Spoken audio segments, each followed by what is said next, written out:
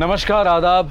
Crime petrol सतर्क के आज के इस एपिसोड में मैं अनूप सोनी आप सबका स्वागत करता हूं। किसी भी इंसान के लिए उसका घर, उसकी छोटी सी दुनिया, उसकी जिंदगी होती है।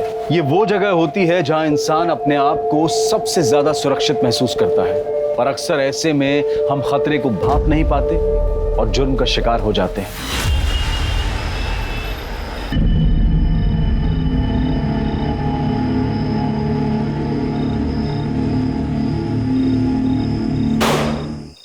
Happy birthday to you.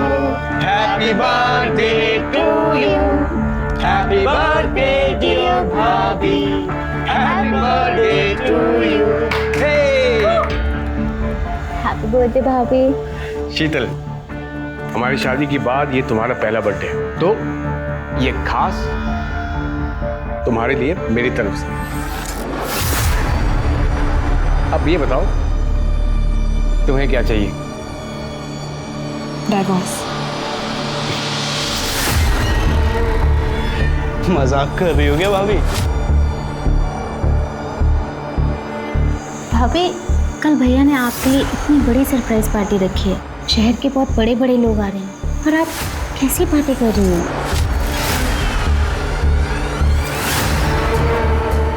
मुझे डाइवोर्स चाहिए, मतलब चाहिए। और अगर ऐसा नहीं हुआ तो आप सब जानते हैं कि मैं क्या कर सकती हूँ।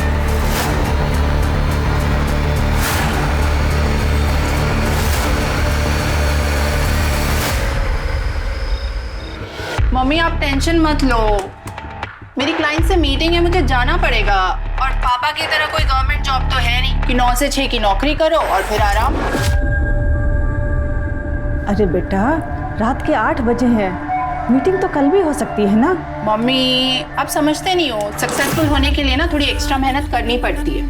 अच्छा अब मैं जा रही हूँ, मैं आपको ना आने के बाद कॉल करती हूँ। बाय। ठीक है बेटा, अपना ध्यान रखना। हाँ,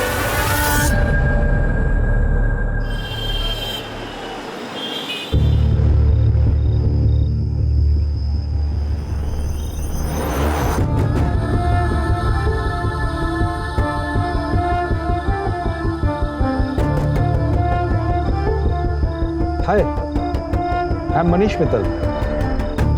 मुझे लगता है हम कहीं मिल चुके हैं। आई विश मिले होते। By the way Maya. Nice to meet you.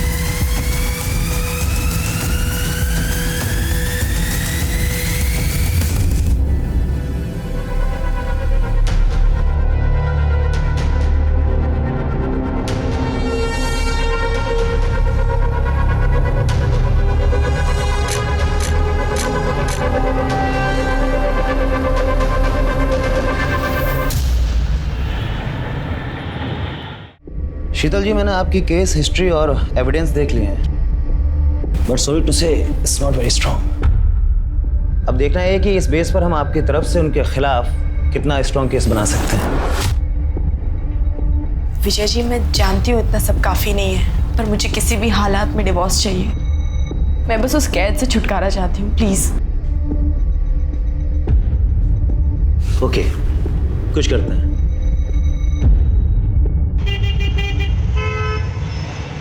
हाँ पापा, ये जॉब बहुत अच्छी है, यहाँ बहुत कुछ सीखने में मिल रहा है। और आप देखना मेरा प्रमोशन भी ना बहुत जल्दी हो जाएगा। चलो अच्छा है, पर मैं तुझसे नाराज हूँ। तेरी माँ बता रही थी कि तू मेरा 9 से 5 की सरकारी नौकरी का मजाक उड़ा रही थी। तुम दोनों माँ बेटी मिलकर मेरी पीठ पीछे मेरी बहुत चुगली करते हो, हैं? मैं आप दोनों को बहुत मिस कर रही हूँ। अच्छा मम्मी, वो मैंने पैसे भिजवाए थे, आपने चेक किए ना? हाँ, मिल गए। बस इसी तरह तरक्की करती रहे और तेरा काम अच्छे से चलता रहे। जैसी टाइम मिले मिलने आ जाना। हाँ, बहुत जल्दी आऊंगी। अच्छा मम्मी, एक इम्पोर्टेंट कॉल आ रहा है, मैं आप लोगों से बाद में बात करती हूँ। Bye, love you. Hello,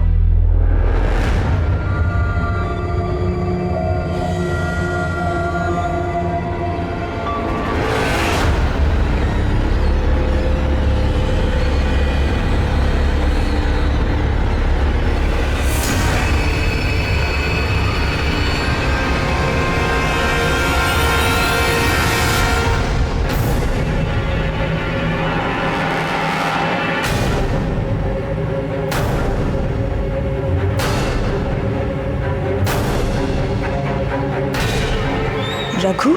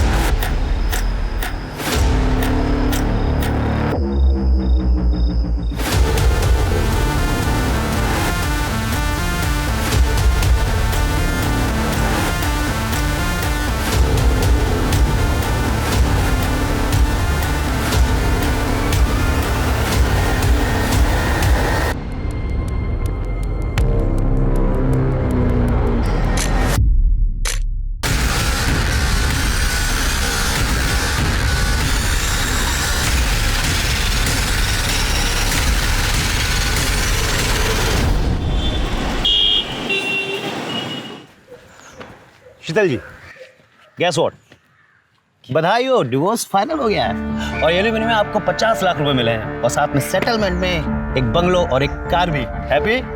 yes. Thank you so much Vijay ji, पर मेरी आज़ादी के आगे ये सब कुछ भी नहीं है। But still thank you so much, आप नहीं होते ना तो। क्या कर रहे हो? इस चोर ने मेरे पैसे से तेरा घर तो भर दिया है, लेकिन याद रखना ये पैसा तुझे कभी हजम नहीं होगा। छोड़ो। हेलो मिस्टर, क्या हो रहा है? क्या हो रहा है? हेल्प! पुलिस! अरे देखो आगे आदमी गुंडागर्दी कर रहा है। भैया छोड़ो यार। छोड़ूंगा नहीं तुझे, मैं नहीं छोड़ूंगा मैं। लेके जा भैया, छोड़ो भैया। शीतल जी, आर यू ओके? या अरे सुनो, कल रात माया ने मैसेज किया है कि वो नई नौकरी के लिए दुबई चली गई। अरे ऐसे कैसे अचानक, बिना बताए? रुको, मैं उसको कॉल लगाता हूं। हाँ हाँ, जल्दी लगाइए। ये लड़की बिना। क्या हुआ? घंटी बज रही है। बेटा मेरी तो कुछ समझ में ही नहीं आ रहा, मैं तेरे तलाक पर क्या कहूँ। पता नहीं क्या हो गया तुझे आजकल, साल भर तेरी शादी को हुआ नहीं। और माँ, नरेश से शादी करना मेरी जिंदगी की सबसे बड़ी भूल थी। अब मैंने वो भूल सुधार ली है। अब क्या करूंगी? अब सबसे पहले अपनी आजाद जिंदगी जीऊंगी, उसके बाद एक अच्छी सी नौकरी ढूंढूंगी। माँ, मैंने बहुत सारी जगह ना रेज्यूमेज दे दिए अपने। बेटा वो बहुत बड़े लोग हैं, संभल कर रहना। माँ, तुम बेकार में चिंता कर रही हो, कुछ नहीं होगा मुझे। अब देखना, अब मेरी लाइफ बिल्कुल सेट है। हाँ माँ, मैं कोशिश करूंगी जल्द से जल्द टिकट्स मिल जाए। तुम बस अपना सारा का सारा सामान पैक रखना। Okay bye.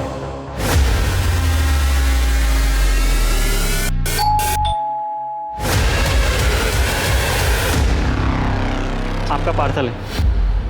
नहीं, पर मैंने कोई पार्सल मंगवाया ही नहीं है। आप शीतल लादा है ना? हाँ। तो फिर आपका ये, पकड़िए इसको। अरे पर मैंने कोई पार्सल मंगाया ही नहीं है, तो मैं कैसे लूँ इसे? मेरे पास इतना टाइम नहीं है, पकड़िए इसको। अजीब जबरदस्ती है, नहीं मंगाया मैंने।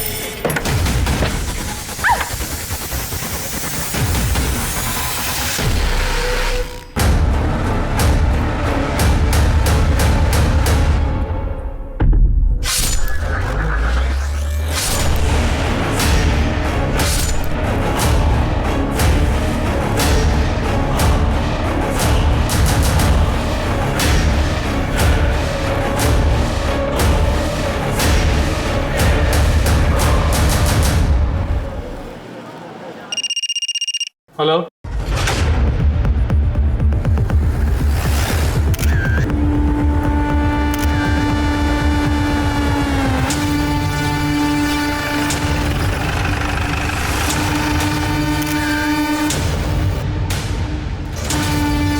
सर पेट में चाकू से 3 बार वार किया गया।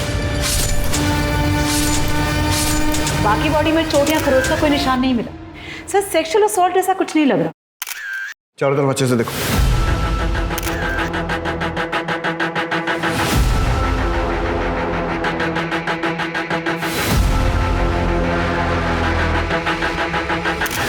ऐसा करो, घर के कोने कोने में, दरवाजे पर, डोर पर, सब जगह से फिंगरप्रिंट लो और आस पड़ोस में पूछताछ करो। देखो पड़ोसियों ने किसी को आते जाते देखा है क्या? सर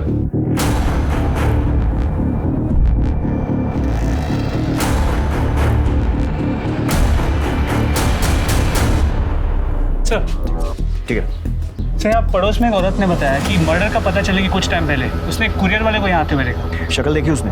नहीं सर, उस कुरियर वाले ने मुंह पे रुमाल बांधा, सर पे कैप, इसलिए शक्ल नहीं देखी। सर शालिनी श्रीवास्तव से मेरी बात हुई, जिसने मर्डर की इन्फॉर्मेशन दी थी। उसने ये बताया कि शीतल कुछ दिन पहले यहाँ शिफ्ट हुई और नरेश लड्डा जो कि बिल्डर है वो उसका एक्स हस्बैंड है और कुछ दिन पहले उनका डिवोर्स हो गया। ठीक है, बॉडी पोस्टमार्टम के लिए भेजो। सर हम नरेश से मिलकर आते हैं। 1 महीने पहले आपका और शीतल का डाइवोर्स हुआ। सेटलमेंट में उसने इतना बड़ा घर लिया, पैसे भी लिए होंगे, मार्केट में आपकी रेपुटेशन खराब हुई वो अलग। अब आप ही बताइए, ये वजह कम है आप पर शक करने के लिए कि आपने ही शीतल को मारा है या फिर मरवाया?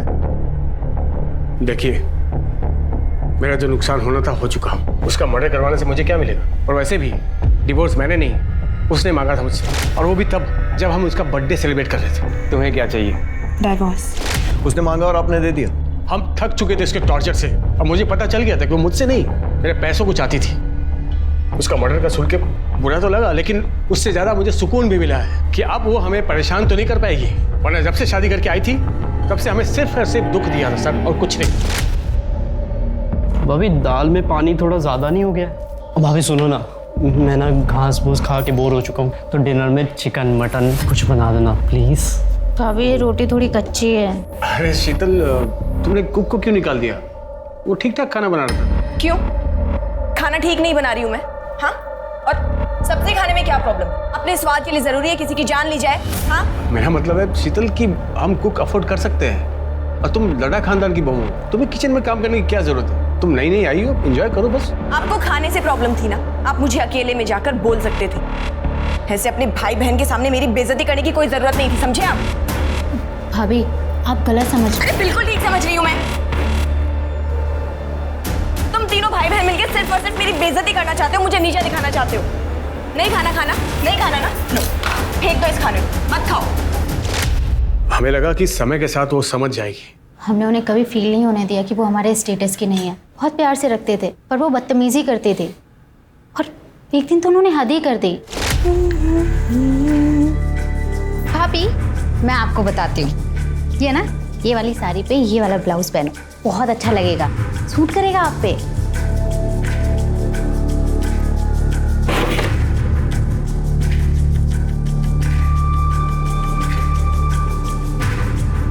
भाभी क्या कर रही हो आप? काट क्यों रही हो? तेरे छूने के बाद में अब मैं इसका पोछा भी नहीं बना सकती। और रही बात फैशन की, तो वो मुझे तेरी जैसी बहन जी से सीखने की कोई जरूरत नहीं है, जिसके पास पैसा तो बहुत है पर ओढ़ने पहनने की जरा सी अकल नहीं। आप लोग इतनी शराफत दिखा रहे थे और वो बदतमीजियां करती जा रही थी, क्यों? शायद उनकी नज़र सिर्फ हमारे पैसों पर थे, वरना वो प्रीतम से ऐसी बात नहीं करते। सर को बताओ ना, सर को बताओ। क्या हुआ? भैया वो कुछ महीने पहले की बात है, भैया काम से बाहर गए हुए थे और शीतल भाभी मेरे रूम में आई। जी भाभी क्या काम है बताइए। कुछ नहीं, वो मैं बोर हो रही थी तो मैंने सोचा तुम्हारे पास आके थोड़ा टाइम पास कर लूं। क्या कर रहे हो तुम? वाओ, कितना सुंदर कॉम्प्लेक्स है। काश ऐसे ही कॉम्प्लेक्स मेरा भी होता। ऐसे हो सकता है अगर तुम चाहो तो। हाँ भाभी मैं भैया से बात करूँगा। नहीं, भैया को बीच में लाने वाली कौन सी बात है? अगर ये हम दोनों के बीच में हो सकता है तो। उनसे उस दिन बड़ी मुश्किल से मैंने पीछा छुड़ाया। भैया को बताने से डर लगा, इसलिए मैंने दीपा से शेयर किया। वो ये सब चाल चला करती थी। सुना आपने कितनी घटिया औरत थी। एक तो मैं इस बात से निकल नहीं पाया कि उसने मेरे साथ क्या किया है, क्यों किया, और आप मुझ पर उसके मर्डर का इल्जाम लगा रहे हैं। प्लीज सर, मैं हाथ जोड़कर आपसे विनती करता हूँ सर, हमें परेशान मत कीजिए। हमारा उसके मर्डर से कोई लेना देना नहीं है। सर अगर ये लद्दा फैमिली सच कह रही तो शीतल बहुत ही मक्कार और धोखेबाज हो रहा है। मिश्रा, कितने लोगों को जानते हो जो सामने से अपनी गलती माने? वैसे भी ये स्टोरी की एक ही साइड है, शीतल की साइड तो हमने सुनी नहीं है जो उसकी माँ हमें बताई। शीतल बहुत अच्छी लड़की थी और ये शादी भी उसने अपनी मर्जी से की थी। सब कुछ ठीक चल रहा था। मेरी समझ में आज तक ये बात नहीं आई कि उसने डिवोर्स क्यों ले लिया, क्यों ले लिया मतलब? उसने आपको नहीं बताया था? कहाँ बताया, कहाँ मिली वो मुझसे। हमेशा फोन पर ही बात होती थी और जब भी मैं उससे पूछती तो वो यही कहती थी कि वो जो कर रही है सब ठीक है, मिलूंगी तब बताऊंगी, लेकिन उसकी नौबत ही नहीं आई। उससे पहले वो मुझे छोड़कर चली गई। ठीक है, फिलहाल के लिए आप जा सकती हैं, जरूरत पड़ी तो आपसे फिर कांटेक्ट करेंगे। ठीक है सर।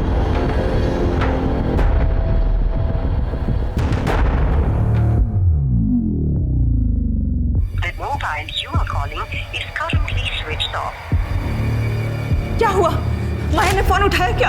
अरे फोन तो तब उठाएगी जब वो नंबर लगेगा, उसका तो फोन ही स्विच ऑफ आ रहा है। क्या हो गया इस लड़की को?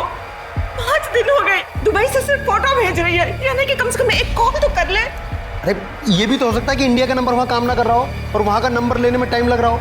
एक बार और कोशिश करो। तुम सब ठीक होगा, तुम जाओ, एक गिलास पानी लेके आओ मेरे लिए। सर। हाँ मिश्रा। सर, शीतल के घर के फोरेंसिक रिपोर्ट के मुताबिक उसके घर में सिर्फ उसी के फिंगरप्रिंट्स मिले। उसके घर में किसी भी सामान पे, इनफैक्ट डोरबेल पे भी किसी और के फिंगरप्रिंट्स नहीं मिले। इसका मतलब जानबूझकर फिंगरप्रिंट्स मिटाए गए।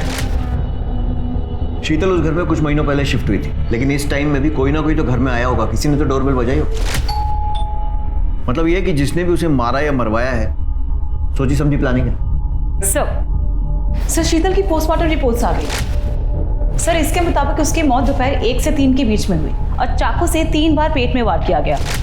काफी खून बहने की वजह से उसकी मौत हुई, पर मौत से पहले रेप या सेक्सुअल असॉल्ट जैसा ऐसा कुछ भी नहीं लग रहा। मतलब पीएम रिपोर्ट से भी कोई खास हेल्प नहीं है? नथिंग। सर, मैंने शीतल की बैकग्राउंड भी चेक की है। शादी से पहले या तलाक के बाद उसका कोई भी अफेयर वगैरह भी नहीं था। शीतल का एक्स हस्बैंड नरेश लड्डा और उसके भाई बहन, उनके कॉल रिकॉर्ड्स और मोबाइल लोकेशन? सर, अब तक नहीं आई, मैं जल्दी आ जाएंगे। जल्दी आ जाएंगे सर।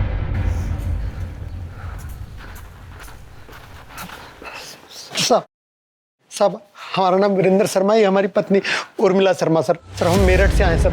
सर हमारी बेटी माया शर्मा यहाँ दिल्ली में इस एरिया में रहती है सर। वो पिछले 1 हफ्ते से मिसिंग है सर, और अब तो फोन भी उसका ऑफ आ रहा है सर। घबराइए मत। सिंह सर, इनकी कंप्लेंट लिखो, लड़की की पूरी डिटेल्स लो और ऐसा ही राणा से बोलना जैसी आए तो फॉलो अप करेंगे। Okay sir. मेरी बेटी को ढूंढ दीजिए। आप फिक्र मत कीजिए, आप अपनी कंप्लेंट लिखवाइए, हम जल्द से जल्द उसे ढूंढने की कोशिश करें। सर, ये नरेश और उसके भाई बहन तीनों बहुत कमीने हैं, और मैं बात दावे से कह सकता हूँ कि शीतल के मर्डर में इन्हीं तीनों का हाथ है। क्योंकि सर, जिस दिन हम लोग केस जीते थे और नरेश को शीतल को घर, गाड़ी, बंगला सब देना पड़ा था, उस दिन नरेश ने शीतल को मेरे सामने ही धमकी दी। ये पैसा तुझे कभी हजम नहीं होगा, छोड़ूंगा नहीं तुझे, मैं नहीं छोड़ूंगा मैं। लेकिन नरेश का तो कहना है कि डिवोर्स उसने नहीं बल्कि शीतल ने मांगा था। हाँ सर, मांगा था, क्योंकि इन तीनों भाई बहन ने मिलकर शीतल का जीना हराम कर रखा था। सर, उसे इतना मजबूर कर दिया, क्या करती बेचारी वो। वकील हूँ सर, फैमिली कोर्ट में पति पत्नी के झगड़े सुनते आ रहा हूँ, मगर शीतल के केस को सुनकर मेरी भी रूह कांप गई थी। शादी होते ही नरेश ने सभी नौकरों को काम से निकाल दिया। इतने बड़े घर का झाड़ू पोछा, साफ सफाई, खाना बनाना सब अकेली मैं ही करती थी, पर इतना भी काफी नहीं है उसके लिए। रोज मुझे परेशान करने के नए नए तरीके निकाल लेता है। और फिर एक दिन, ये क्या है? दाल है या पानी है? ये एक तो रोज रोज ये घास फूस खा के ना बोर हो चुका हूँ। अरे कुछ और नहीं बना सकते क्या? चिकन मटन कुछ? भाभी ये रोटी भी कच्ची है। मायके से तुम कुछ सीख के नहीं आई हो क्या? माँ ने कुछ सिखाया नहीं तुम्हें? क्यों मैं खाना ठीक नहीं बना रही हूँ क्या? ये बनाया तुमने खाना? हाँ? और सब्जी खाने में क्या प्रॉब्लम है? जरूरी है अपने स्वाद के लिए किसी की जान ली जाए? आपको मेरे हाथ का खाना अच्छा नहीं लग रहा था तो आप मुझे अकेले में बोल देते। इसे अपने भाई बहन के सामने मेरी बेइज्जती करने की क्या जरूरत थी? क्या बकवास कर रही हो? क्या मतलब भाई बहन? मैं सही तो बोल रही हूँ। आप तीनों भाई बहन जब देखो मुझे नीचा दिखाने की कोशिश करते हो, मेरी बेइज्जती करते रहते हो। चुप कर, आइंदा जबान लड़ाई ना, जबान खींच लूंगा मैं। निकल।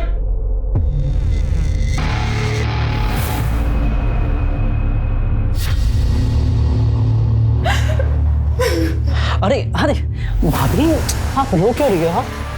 अरे मैं कह रहा हूँ ना, चुप हो जाओ, चुप हो जाओ। ये क्या कर रहे हैं आप? हाथ हटाइए। अरे हाथ हटा? अरे मैं तो हाथ हटा दूंगा भाभी, पर भैया शाम को जिसको ला रहे हैं आपसे मिलाने, उसका हाथ कैसे हटाओगे? क्या नरेश, तुम अपना काम निकलवाने के लिए मुझे किसी ऑफिसर के साथ सोने के लिए बोल रहे हो? नरेश, बीवी हूं मैं तुम्हारी। चिल्ला मत, तुझे क्या लगा रे? मुझ जैसे बिल्डर ने तुझ जैसे गरीब से शादी बिहार में पागल होकर की है। तेरे पास ये शक्ल ये फिगर नहीं होती ना, तुझ जैसे को मैं घास भी नहीं डालता। अच्छा चल ठीक है, सुन ज़्यादा नाटक मत कर, जल्दी से तैयार हो जा। और सिर्फ आज याद रखना, तुझे उसे सिर्फ खुश करना है ताकि वो 50 करोड़ का कॉन्ट्रैक्ट मुझे दे दे। तो कुछ नहीं, समझी? सिंपल। नहीं, मैं ऐसा कुछ भी नहीं करने वाली। क्या बोली तुम? क्या बोली? भैया क्या कर रहे हो? क्या चाहते हो? ऑफिसर का मूड खराब हो जाए इसकी सूजी हुई शक्ल को देख के और कॉन्ट्रैक्ट हमारे हाथ से निकल जाए? समझा इसको, जल्दी से तैयार हो जाए, नहीं तो जान से जाएगी।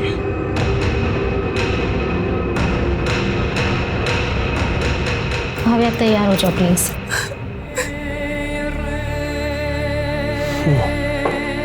पियो पियो ना मेरी जान, अरे पियो ना।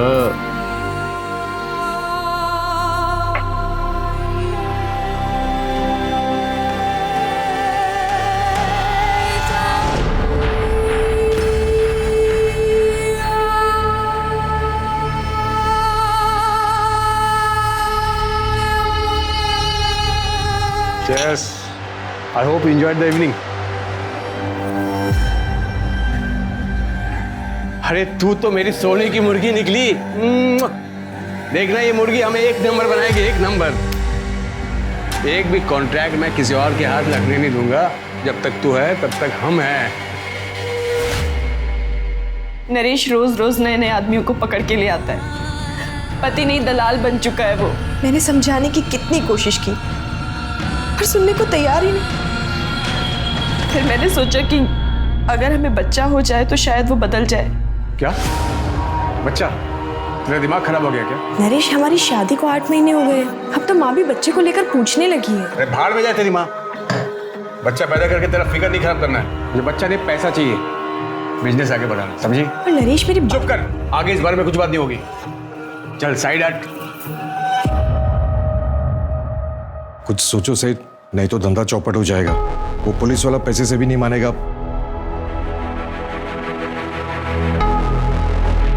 ठीक है, मैं कुछ करता हूँ। सुन, एक पुलिस वाले ने नाक पे दम कर रखा है, तुझे उसे खुश करना होगा। मैं ये सब और नहीं करूंगी, और अगर तुमने मेरे साथ जबरदस्ती करने की कोशिश की तो मैं पुलिस के पास चली जाऊंगी। क्या बोली? इतनी जल्दी क्या है? तुझे शाम को पुलिस वाले के पास ही भेज रहा हूं मैं। आराम से उसे बोल देना, लेकिन याद रखना तेरी माँ का क्या होगा? आधा घंटा नहीं लगेगा मुझे ऊपर पहुंचाने में, समझी?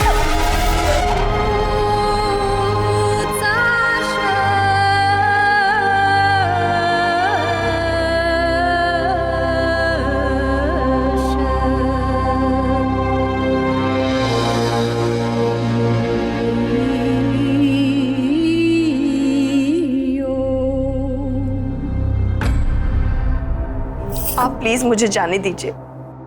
मैं ये सब अपनी मर्जी से नहीं करती हूँ। मेरा पति जबरदस्ती मुझसे करवाता है अपने बिजनेस के चक्कर में। आप पुलिस वाले हो ना, आप मेरी मजबूरी समझिए और प्लीज मेरी मदद कीजिए। अरे ड्यूटी पे भी जाना है, चल बिस्तर पे चल। नरेश साला कमीना है, लड़की का पैसा बचा लिया। चल। एक मिनट, मैं बस वॉशरूम जाकर आऊं प्लीज। अरे यार मूड खराब कर दिया, जल्दी जा और जल्दी आना।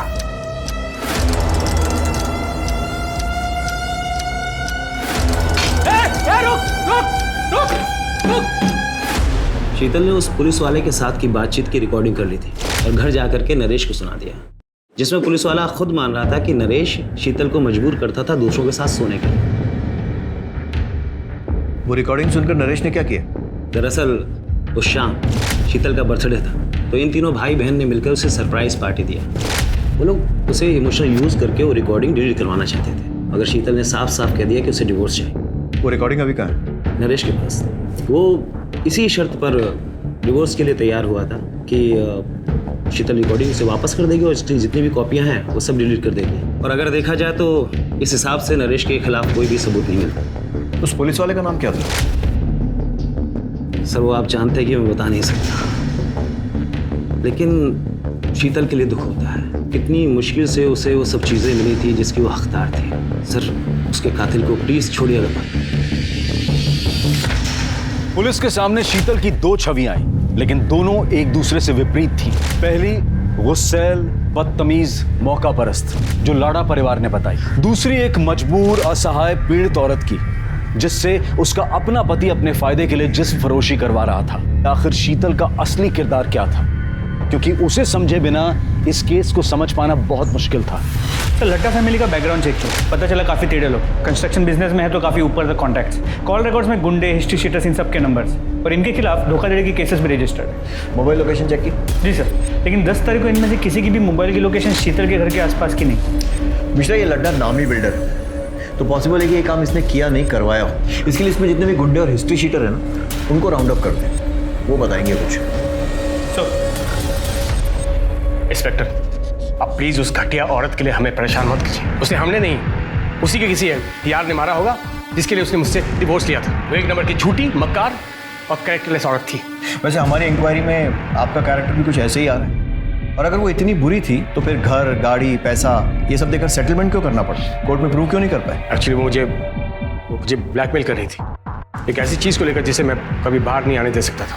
और वो चीज उस पुलिस वाले की रिकॉर्डिंग थी जिसके साथ सोने के लिए आपने उसे भेजा था। किस रिकॉर्डिंग की बात कर रहे हैं आप? मैं तो ये फोटो की बात कर रहा हूँ। पता नहीं ये फोटो शीतल के पास कैसे आई और उसने अपने वकील को दे दिया। कहाँ से आई मतलब? आपका कहने का मतलब है कि फोटो फेक है? Did I say that? No, did I say that? Fake है। हाँ ये सच है कि मैं इस लड़की के साथ सोया था, लेकिन ये फोटो किसने कब खींची और शीतल के पास कैसे आई मुझे नहीं पता। कौन है लड़की? I don't know. मैं एक कॉन्फ्रेंस मीटिंग में गया था, उसके बाद वो लड़की मुझे मिली और वहीं थोड़ी बहुत कुछ बातचीत हुई। उसके बाद उसने मुझे रूम में इन्वाइट किया।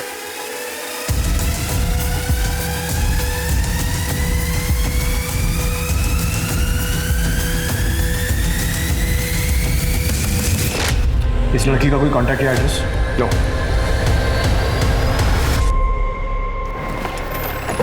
नरेश की बातों से एक अलग ही एंगल है। मतलब शीतल का वकील उसे जितना शरीफ बताने की कोशिश कर रहा है, शायद वो ऐसी है नहीं। मिश्रा बात करो, फोटो में वो लड़की कौन है? वो फोटो खींची किसने है और शीतल के पास वो फोटो किसने भेजी है ठीक उस वक्त जब डाइवोर्स की प्रोसीडिंग चल रही है? सर 2 दिन हो गए कंप्लेन कराए हुए सर। सर हमारी बेटी अभी तक मिसिंग है सर। आपका केस तो ऐसा ही राणा देख रहा है। राणा कहाँ है? सर राणा साहब तो केस के सिलसिले में बाहर गए। आइए आप मेरे साथ, संभल के। एक मिनट दिखाइए।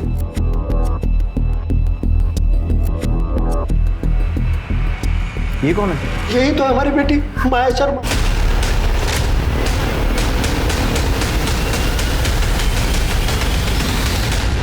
सर हमारी बेटी माया 7 तारीख को नई दिल्ली से दुबई गई थी नौकरी ज्वाइन करने के लिए। ये देखिए साहब, दुबई से फोटो भेजती है पर कॉल करते हैं तो उठाती नहीं है, कॉल बैक भी नहीं करती है। सर शुरू में तो 1-2 दिन हमने इंतजार किया कि फ़ोन करेगी, पर बाद में तो उसका फ़ोन भी स्विच ऑफ हो गया।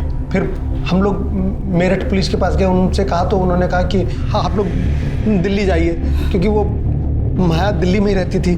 माया दिल्ली में क्या कर रही थी? सर मार्केटिंग में नौकरी करती थी सर। सब कुछ अच्छा खासा चल रहा था। उसने रहने के लिए घर ले लिया था और खर्चे के लिए हमें पैसे भेजती थी। मम्मी वो मैंने पैसे भिजवाए थे, आपने चेक किए ना?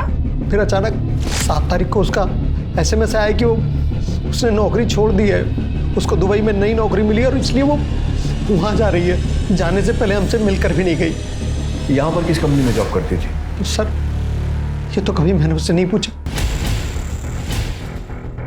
ठीक है, अभी आप जा सकते हैं।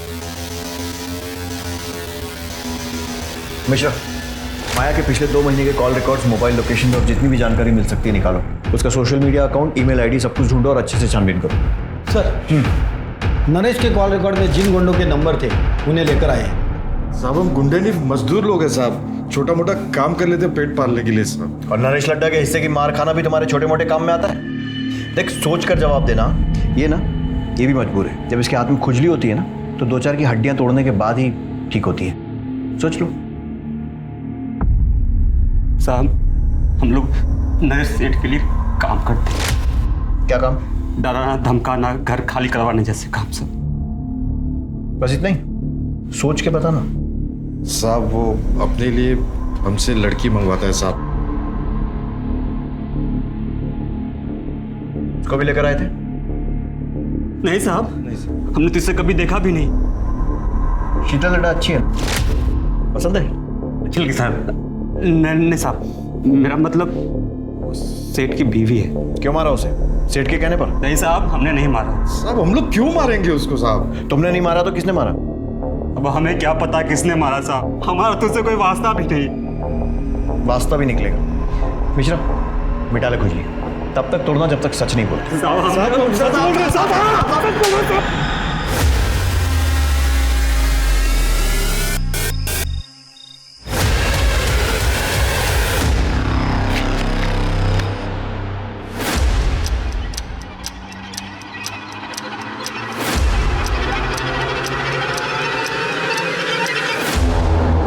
सर, माया ने 7 तारीख को दोपहर 2 बजे की दुबई जाने की फ्लाइट की टिकट निकाली थी और 7 तारीख की सुबह 10 बजे उसने ऑनलाइन चेक इन भी किया। मतलब वो सही में दुबई जा रही है? देख के तो ऐसा ही लगा, लेकिन ना वो एयरपोर्ट गई ना उसने फ्लाइट ली।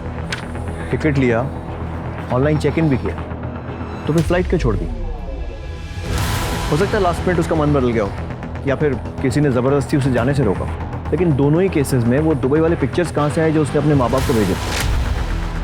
सर हमने पता किया, वो पिक्चर्स इंटरनेट से निकाले गए और उसके माँ बाप को इसलिए भेजा गया ताकि उन्हें यकीन हो कि माया दुबई में है। सारे पुलिस स्टेशन में माया की डिटेल्स भेजी? जी sir. Sir excuse me. Hello, PSA Mishra बोल रहा हूँ। ठीक है सर, फरीदाबाद के पास के जंगल में एक माया से मिलती जुलती बॉडी मिली। बॉडी काफ़ी सड़ चुकी है, तो आइडेंटिफाई करवाना होगा। माया के पेरेंट्स को बुलाओ, शिनाख्त। हाथ में टैटू है जिससे शायद पहचान हो सके।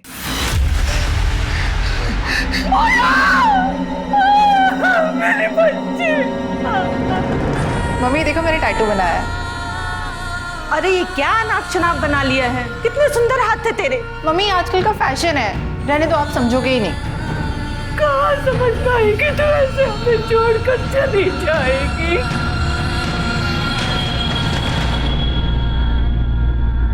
सर सूटकेस के अंदर या बॉडी के आसपास कोई सुराग नहीं मिला है। सर क्राइम ब्रांच ने यूसुफ नाम के ब्लैकमेलर को पकड़ा है। उसके फोन में शीतल के न्यूड पिक्चर्स मिले हैं।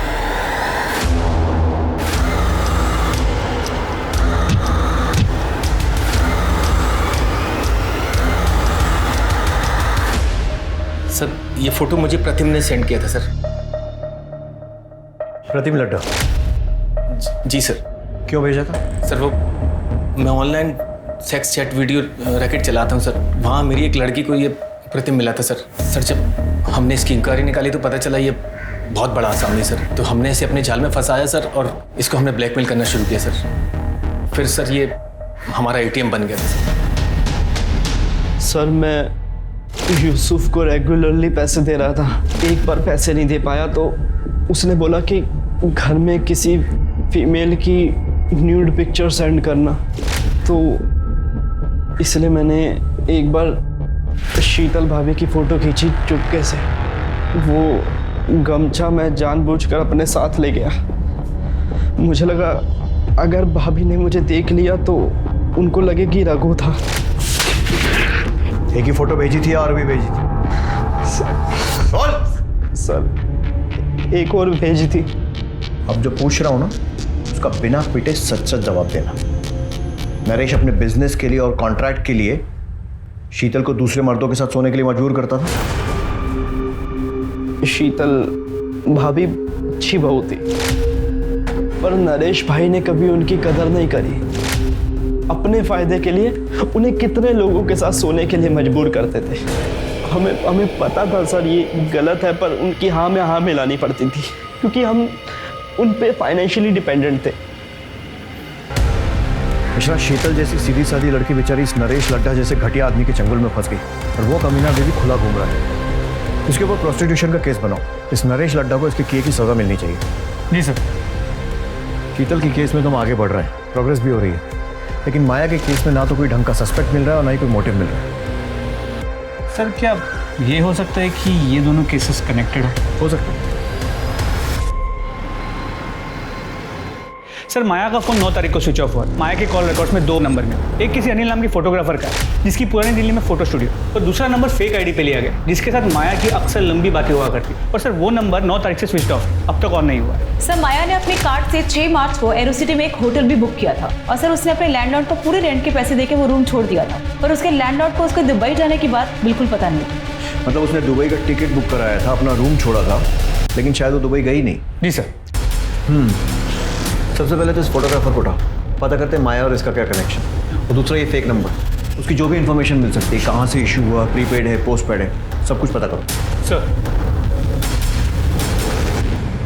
आखिरकार माया की पोस्टमार्टम रिपोर्ट से पता चला कि माया को नींद की दवा दी गई थी और मौत गला दबाने की वजह से 7 तारीख की दोपहर को लगभग 12 से 3 के बीच हुई।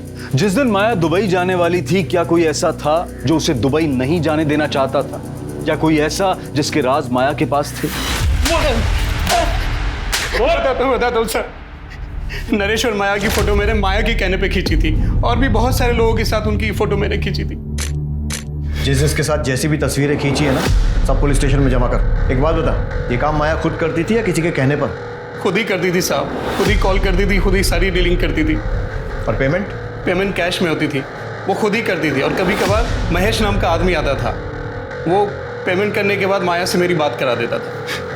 माया के कॉल रिकॉर्ड्स में इस महेश को ढूंढो।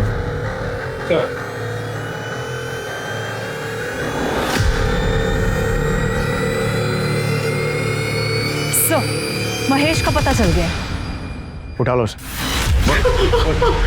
साहब मैं सच बोल रहा हूँ, माया मैडम जो बोलती है मैं वो करता हूँ। वो अक्सर लोगों को लिफाफे पैकेट देने के लिए बोलती थी। मुझे लगा कि अनिल भी इनका आदमी होगा। अब वो कौन है, क्यों है, क्या है, मैं ये सब उनसे नहीं पूछ सकता ना। तू तो कुत्ते जैसा वफादार आदमी है ना।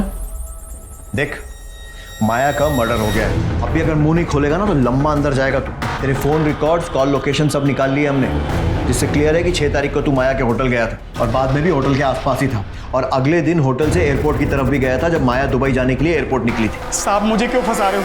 मैं तो जो साहब बोलते थे वो करता था। तो मैं भी तो वही पूछ रहा हूँ ना, क्या किया तूने? 6 मार्च की शाम को माया मैडम को होटल पर ड्रॉप किया था। तो जब माया को ड्रॉप किया था वो अकेली थी? हाँ सर। उसके साथ कोई सामान वगैरह था? नहीं साहब, खाली हाथ में पर्स था बस। फिर मैंने शाम को साहब को होटल ड्रॉप किया और गाड़ी वहीं छोड़ के अपने एक दोस्त के पास रहने चला गया।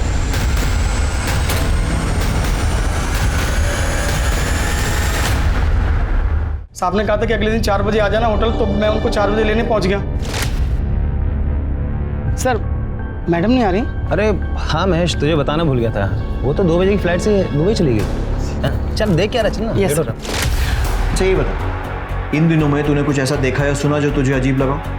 हाँ साहब, कुछ दिन पहले साहब किसी से फ़ोन पे बात कर रहे थे। जी देखिए, मैं उस पार्सल के लिए 1.5 लाख रुपए देने थे, लेकिन वो काम होना चाहिए। हाँ जी, काम की मुझे गारंटी चाहिए। पर साहब इतने पैसे उन्होंने मुझे देके कहीं भेजा नहीं। पार्सल क्या था? वो नहीं पता साहब। कब की बात है? सब 10 मार्च की, जब मैं गाड़ी की चाबी लेने गया था। 10 मार्च के आसपास के विजय माशरी के सारे कॉल रिकॉर्ड्स और मोबाइल लोकेशन निकाले। सर पता चला है कि विजय उन दिनों एक नवीन नाम के हिस्ट्री शीटर के रेगुलर टच में था। सर इसके कहने पे क्या साहब? और तू दूध पीता बच्चा है ना जो इसकी बातों में आ गया? और तू मैंने कुछ नहीं किया साहब। जब कुछ नहीं करने के विजय माहेश्वरी ने तुझे 1.5 लाख रुपए दे दिए? हाँ बोल। साहब वो एक काम के नहीं 3 काम के पैसे थे साहब। विजय ने फोन करके मिलने बुलाया, मैं इसके साथ वहां पहुंचा।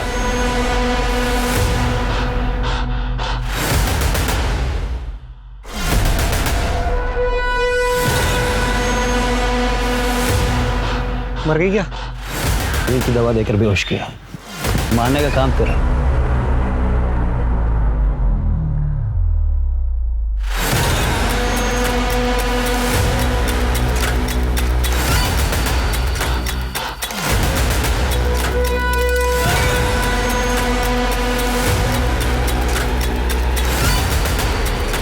हमने चलती गाड़ी में उसका गला दबाकर उसे मार दिया,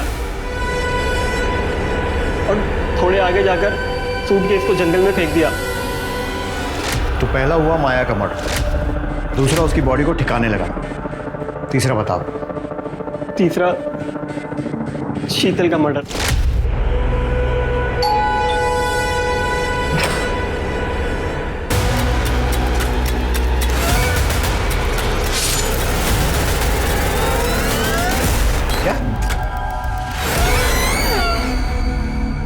तो कैसी लगी मेरी प्लानिंग? मोटिव समझ नहीं आया, क्यों किया? माया से पीछे छुड़ाने के लिए। दरअसल क्या होता है कि जो ये डिवोर्स केस होता है ना, इसमें हम लोग क्लाइंट को ज़्यादा एलिमनी दिलाने के लिए उन्हें नंबर 2 के तरीके से करते हैं, उन्हें कन्विंस करते हैं। उसके बाद इन सब नंबर 2 के तरीकों से ही तो पैसे मिलते हैं ज़्यादा, वरना आप भी जानते हैं कि डिवोर्स के केस में कहाँ इतने पैसे मिलते हैं। और माया वो अपनी मर्जी से काम करती थी। अरे नहीं साहब, इतनी आसानी से कौन तैयार होता है। बोला मैंने कि ये सब करने में परेशानी क्या है, किसी के साथ सोना थोड़ी। उसको ब्रेन वॉश किया, समझाया उसको, तब जाके मानी। और हाँ, शादी की झांसा भी दी। लेकिन उसके बाद एक दिन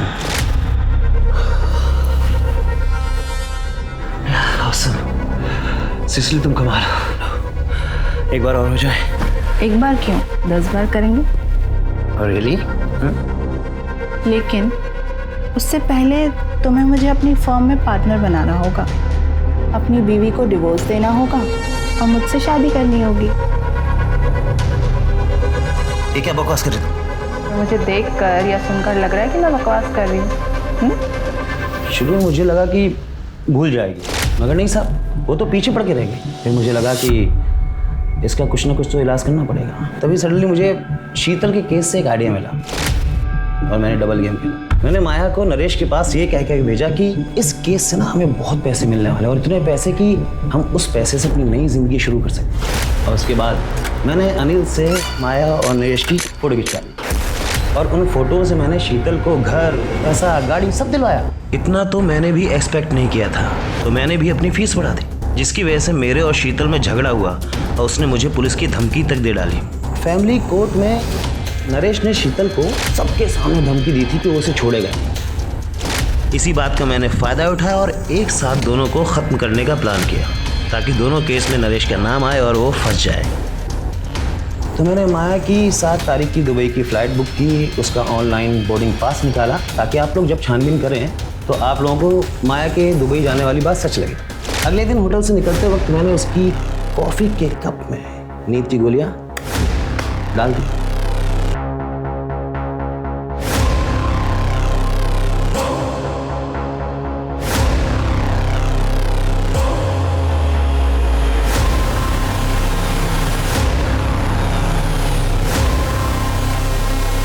मैंने माया का फ़ोन अपने पास ही रख लिया था। एक रात पहले ही उसके घर वालों को मैंने मैसेज कर दिया कि मैं दुबई जा रही हूँ नौकरी के सिलसिले में, और 2 दिन तक दुबई की फ़ोटो भेजता रहा। उसके 2 दिन बाद मैंने उसके फ़ोन को तोड़ के फेंक दिया। माया और शीतल के मर्डर केस में चार्जशीट फाइल करो, और ध्यान रहे कि फांसी नहीं तो कम से कम उम्र कैद तो होनी चाहिए। इंस्पेक्टर, आप भूल रहे हैं कि मैं एक वकील हूँ, मैं कोई ना कोई दंड फंद लगा करके बाहर निकल जाऊंगा। ये केस इंसान की हैवानियत का एक जीता जागता उदाहरण है। शीतल एक सीधी सादी जिंदगी चाहती थी, जबकि नरेश, विजय और माया ने पैसे के लालच में गलत रास्ता चुना। अब मैं अनूप सोनी आपसे विदा लेता हूं, फिर मुलाकात होगी क्राइम पेट्रोल सतर्क में एक और नए केस के साथ। तब तक अपना और अपने परिवार का ख्याल रखें, सतर्क रहें, सुरक्षित रहें और देखते रहें क्राइम पेट्रोल सतर्क। जय हिंद।